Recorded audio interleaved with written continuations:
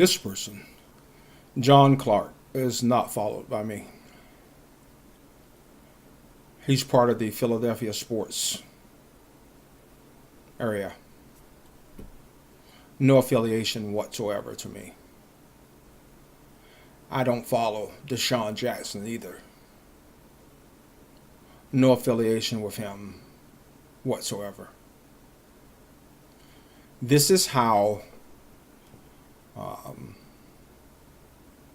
social media operatives control narratives and how they control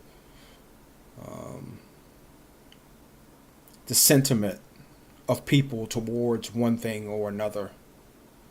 And it's also how they can use social media as a harassment tool. I think Deshaun Jackson is the scum of the earth. He was brought to Tampa specifically to help the network of coach, offensive coordinator, and several others terrorize Jameis Winston. There was a network in Tampa whose majority purpose was to take down Jameis Winston, to destroy him from the field, to diminish what the public perceives as his talent on the football field after they try to destroy him as a man socially with the false accusations of rape and of touching an Uber driver. So these same terrorists have an operation against me as well. This group uses my Twitter timeline as a terrorist tool against me. They know that I don't like Deshaun Jackson. They know that I know what he's been up to. So they take this person's tweet, who's not associated with me whatsoever, and put this in my timeline. And it's been in my timeline continuously all day. You would think that when I come back to this timeline, since I have no affiliation with this person, that this would not be here. But it has been very near the top of my timeline all day. You can see where it is now. So just that far down my timeline all day. This came out 6 hours ago. So from the first time I turned on Twitter, it was right at the top within the first couple. And I thought, why am I seeing this? And I've come back to this page probably a half dozen times in the last 5 hours. And it has been at the top each time. Why would someone I'm not affiliated with, just because some people who I follow it, why would this dominate my timeline? It dominates my timeline because they know that I don't like to see it. So they keep shoving it there. They make sure it's at the top. They make sure I see it every time I come on. Because just to see it once is not a harassment. But if they shove it in your face over and over and over again, it becomes their terrorist weapon.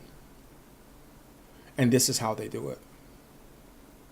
I have no reason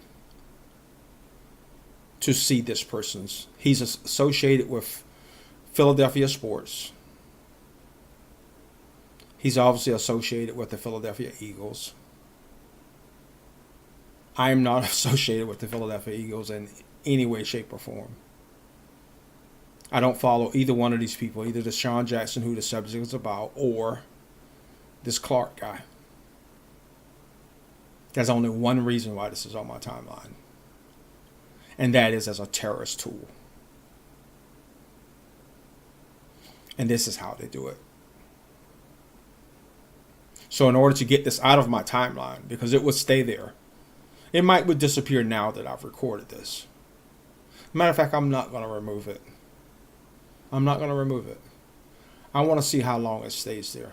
And every time it shows up on my timeline, I'm going to make a screen capture of it. I'm not going to record it. I was going to block it, but I'm not going to block it.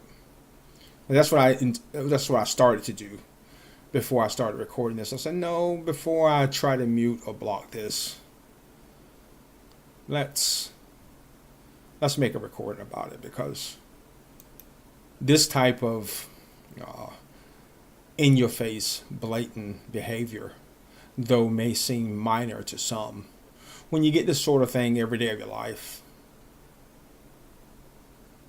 it serves its intended purpose, and that is to trouble the individual who's the subject of these types of subtle manipulation and attacks.